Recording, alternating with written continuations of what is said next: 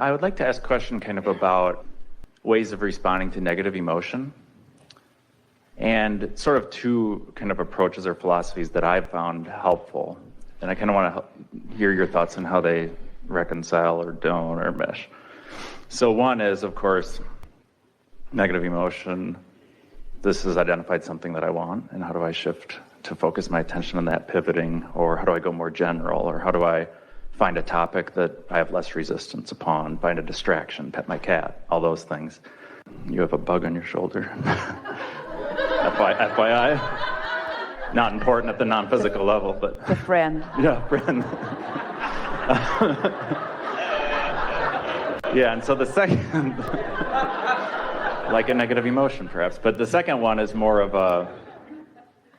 Okay, so especially with a sticky, heavy kind of negative emotion that it's hard to pivot from, something where it's just stubborn, it's been there. And what I found helpful for that is some of the sort of mindfulness practices of recognizing it, allowing it, accepting it, leaning into it in a curious, sort of kind, a compassionate way, disidentifying, just noticing it there, and letting it kind of sit in your awareness, stepping out of thought, the story, just kind of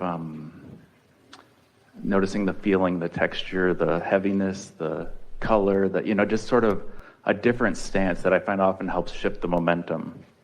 So I know you usually say, well, vulnerability, don't be vulnerable, or don't spend time being in a negative emotion, but I also sort of feel that there's some value. And I'm just kind of curious to hear your thoughts on how those two fit or don't fit in your perspective. Well, the second approach that you were describing is more inner being-like. In other words, it's more appreciating the negative emotion, understanding what it is, and sort of relaxing into it. Relaxing into it, feeling it as the benefit that it is. Because it's guidance, letting you know. It's like the bumps on the side of the road. Esther used to enjoy waking Jerry from his nap by driving on the bumps, because he always sat up and wanted to know if everything was all right. And sometimes she drove on them intentionally, but sometimes she drove on them unintentionally. But in any case, it let her know she was approaching the edge of the road, and it was good information to have. And so the more mindful you are of the way you feel, the more awareness you have of what the emotion is that you're feeling, then the more aware you are of where you are in relationship to what you really want. In other words, frustration is a mild emotion that lets you know that you've deviated from your path toward what you are wanting. Not a big deviation, but nevertheless, you have enough resistance introduced that it is hindering you to some degree. Stronger negative emotion means stronger resistance. It also, as you said in the beginning of your statement here, it means stronger desire. And so we think that awareness of emotion and what it means, then you just have to find your way. If we were standing in your physical shoes, we would reach for the fastest approach that we could to bring ourselves to soothing. And that's the thing that your inner being is always doing for you, wanting to do for you, is to soothe into alignment, stepping onto the path in a way that is not just comfortable, but joyful.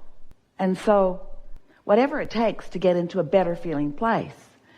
We can't give a specific across-the-board answer because, as you pointed out, you are in lots of different places with your emotions. Sometimes they just feel stronger. And the stronger the negative emotion is, the less likely you are to reconcile it right now. But awareness of it is still a very good thing. So your opening words to us were, what were they? Clarification maybe on responding to negative emotion. Responding, how to respond to negative emotion. So do I respond by not saying what I'm thinking? In other words, sometimes it's better not to speak to your children, or not to speak to your mate, or not to speak to your employer or employee when you are having strong negative emotion. It's always better not to go further, not to increase it more. But sometimes speaking about it catapults it into a stronger place and brings greater clarification about what you do want. So there's no right or wrong approach to it. The only thing that we would like to say is negative emotion is not natural to who you really are. And it always means that you're deviating from who you really are. And if we were standing in your physical shoes, we would do anything and everything that we could think of in the moment to soften it. We would be such self-soothers. We would soothe ourselves into alignment at every opportunity, no matter what. And you'll get better and better at it. However, having said all of that, the big fix is to not get there to begin with, which means, it doesn't mean be oblivious, and it doesn't mean be unaware, and it doesn't mean spend your day in meditation, and it doesn't mean put your head in the sand. It means care enough about how you feel that you deliberately get the momentum of positive emotion going as early as you can. And the more you do that, the more stable you are in it, until negative emotion is inconsequential. It's inconsequential because it's just mild. Inconsequential because it's guidance. It's not a statement of your worthiness. It's like when your gas gauge reads empty or close to empty, do you get really introspective about it? What have I done? What have I done? Or do you just go fill up? So it's sort of the same. Yeah. For me, it seems like the areas where maybe I've gotten a pattern of resisting the resistance is where that mindfulness part comes in, because I have to come back to just fully feeling it. We know that about all of you. Yeah. And that's the reason that we are speaking more these days, to help you to understand that negative emotion is your friend, not your enemy. And it's something to appreciate rather than to defend. You see, when you think about how your inner being feels about you, and that negative emotion simply means that you've taken a departure from that love about how your inner being feels about you, then if you could know that in the middle of negative emotion, instead of getting defensive or instead of justifying or rationalizing, if you understood what it really means, your inner being is loving you so much, that's why you're even feeling it. In other words, don't you think that's helpful? The only reason I can feel this bad is because my inner being feels this good. That's really worth thinking about, isn't it? That might help you pivot or flip the vibration. Yeah. Good. Sort of unrelated question. So Esther's wanting to know how big this bug is. the bug has gone. Oh, that makes her feel better because it was... Unless you want to do a spin around, I think it's gone to the curtain. Yeah. How big is it? How near her neck has it come? It was nowhere near the neck area. It looked like a friendly bug as they go. Something more? But yeah, so I wanted to ask, is reality being remanifested every moment, like the slides of a movie, like the frames of a movie? Yes, and we like the word remanifested. We will say reconstituted. A better word is amended, because in every moment you're not starting from scratch. Because what has already manifested and become part of your belief system is stable. And so it's the bringing the new into normalcy that you are really wanting to do as a deliberate creator. Bringing the new into normalcy. Bringing the new into normalcy. Getting comfortable with the new idea. Yeah. Okay. Of wanted. Okay. And would you say that what we consider reality is essentially everything is held within the awareness that is source, and we are that awareness? Yes to all of that. Yeah. But what you consider to be reality cannot go beyond your ability to perceive. And so your reality that source perceives is much more than your reality that you perceive. Because you have created it and dreamed it into being much more than you have yet learned to allow it to be. And that's the gap that we're talking about. That's what keeps calling you forward. So it's all being held in this broadest awareness that we are, source, and then from my narrower vantage point, I perceive what I have believed or allowed yes. to. And we really like the words you chose just now. They were perfect. So say them again if you can, about the source part. So source is currently knowing and experiencing all that has become. Yes, so stop there for just a moment. So source is holding that vantage point. And all you have to do is be in a chilled out moment to have access to that vantage point. You don't have to understand anything. You don't have to solve the problem. You just have to be in a state of non-resistance. And what source knows, you know. Isn't that interesting? Because the human approach is, well, I got to dig in and learn this.